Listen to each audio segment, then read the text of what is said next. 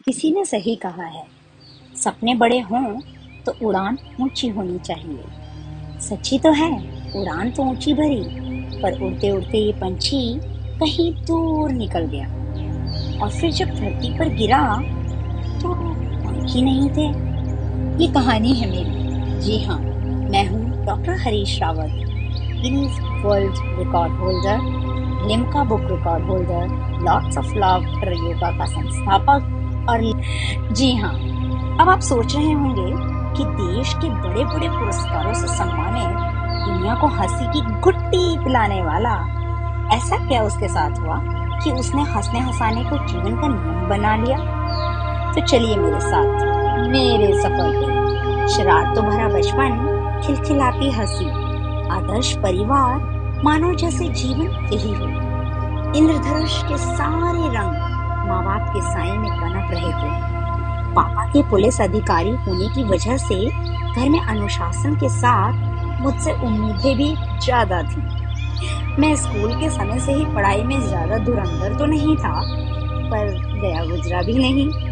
मस्ती भरा जीवन, हंसी मजाक और छेड़छाड़ बचपन से ही मेरे स्वभाव का हिस्सा रहा। तो जिंदगी के पथरीले रास्ते 12वीं कक्षा के बाद पैरों में चुभने लगे। मेरे सभी दोस्तों को अच्छे कॉलेज मिलने लगे, पर मुझे किसी भी कॉलेज में एडमिशन नहीं मिल पा रहा था। दोस्त यार सब मतलबी हो गए। मुझे जिंदगी का मतलब ही समझ नहीं आ रहा था, और इस चुभन ने मुझे धूम्रपान की तरफ आकर्षित किया। जी हाँ, 1 साल बाद मुझे बी फार्मा में एडमिशन मिला तो लगा किसी ने जिंदगी की रफ्तार बढ़ा दी।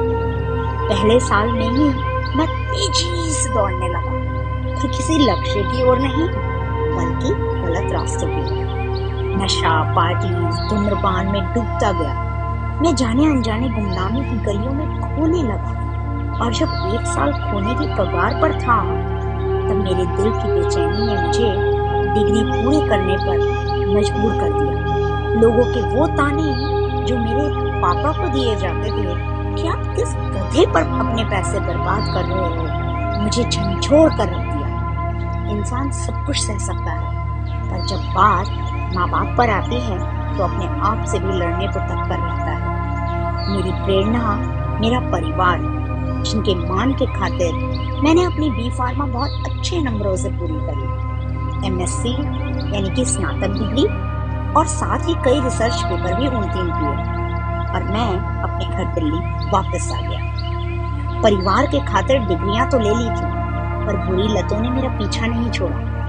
ये कह सकते हैं कि जीवन में सब कुछ पाया जा सकता है, पर एक बार अगर आपको गलत आदत लग जाए तो उससे आपका निकलना बहुत मुश्किल है, और सिर्फ आप ही इस जाल से निकल सकते हैं। अब ये आप पर निर्भर करता है कि आपकी यथाशक्ति इन आदतों पर भारी पड़ेगी या नहीं। मेरे लिए बहुत बड़ी चुनौती रही, क्योंकि उस समय मैं चेन स्मोकर था और लगभग 30 से 40 सिगरेट प्रतिदिन पीता था। कोई आपकी मदद नहीं कर सकता, चाह कर भी, क्योंकि जब हम व्यसनों के मद में चूर होते हैं तो अपने परायों की आवाज भी सुनाई नहीं देती।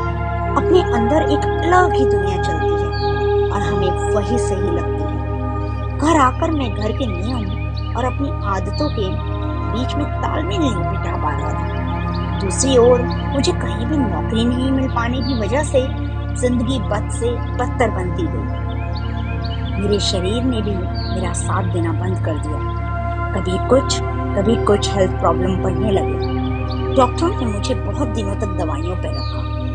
दवाइयाँ तो सिर्फ रासायनिक तरीका है हमारे शरीर से अशुद्धियों को दूर करने का। सच कहूँ तो दवा भी तभी असर करती है जब इंसान खुद अपने अंदर से लड़ने के लिए तैयार हो। मैं बार बार लड़ता रहा अपने आप को पाने के लिए। मुझे नौकरी भी मिली, पर कहीं ना कहीं मेरा सबकॉन्शियस माइंड मुझे प्रेरित कर रहा था कि मैं अपने आप में क्रांति लाऊं।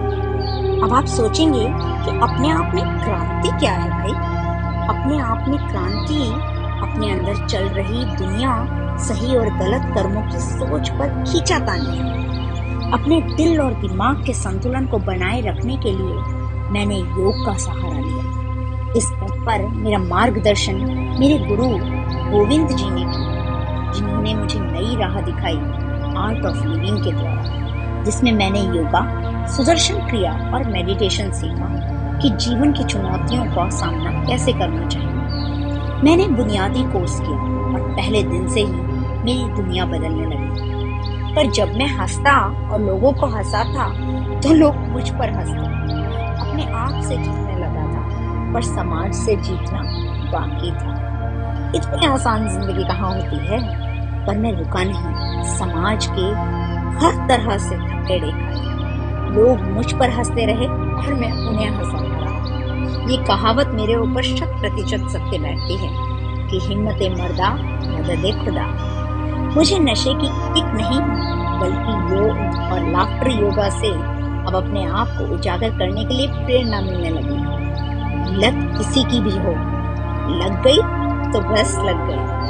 मैं एक लत से दूसरी लत का आदी हो गई कि हाँ, हंसने हंसाने के योग ने मेरी जिंदगी बदल दी। मैं रमता गया योग में, आध्यात्म में, और मैं योग का शिक्षक बन गया। धीरे धीरे मेरी अल्कोहल की आदत क्यों अंतर हो गई। आज मुझे 14 साल से भी ज्यादा हो गए हैं। मैंने किसी भी नशे को हाथ तक नहीं लगाया। हाँ, एक नशा है और दूसरों को भी उसकी लत लगाता हूँ, वो है लाफ्टर योगा। जिंदगी के खेल में समझ ही नहीं पाया कि जो भी हुआ वो क्यों हो रहा है। पर हर कदम पर मेरे पापा, मेरा परिवार ने मेरे साथ नहीं छोड़ा। सिर्फ यही नहीं, मेरी अर्धांगिनी, मेरा कटु सत्य जानते हुए भी जब मैं योग के राह पर चलना शुरू ही कर रहा था, तभी मेरा हाथ थामा और इसके विश्वास ने मुझे और निखारा। जिंदगी ने मुझे फिर से हंसने का मौका दिया और मैंने दुनिया को हंसाने का अपना उत्तरदायित्व समझा। बस फिर क्या था, नौकरी के साथ साथ विभिन्न संस्थाओं, विद्यालयों, बड़े बड़े मंचों पर लाफ्टर योग को खास और आम जनता तक पहुंचाया। धीरे धीरे लोगों में मेरे लाफ्टर योगा का जादू चल गया। हमने कई बीमारियों पर लाफ्टर थेरेपी से काबू पाया। लाफ्टर थेरेपी फॉर डिप्रेशन पर मैंने किताब भी लिखी। कई सम्मानीय अवार्ड भी लिए, जैसे Limca world record, Guinness book of record, global book of record, fitness icon award और इंडियन स्टार अवार्ड 2019। ऐसे कई अवार्ड्स मेरी झोली में आते रहे। मैंने जिंदगी को हंसाना शुरू कर दिया तो जिंदगी ने मुझे दुनिया में कितने गम हैं, थोड़ा हंस लिया करो। लाफ्टर योग से जिंदगी में रंग भर लिया करो। तो यही है मेरी लाफ्टर योगा गुरु की कहानी। धन्यवाद।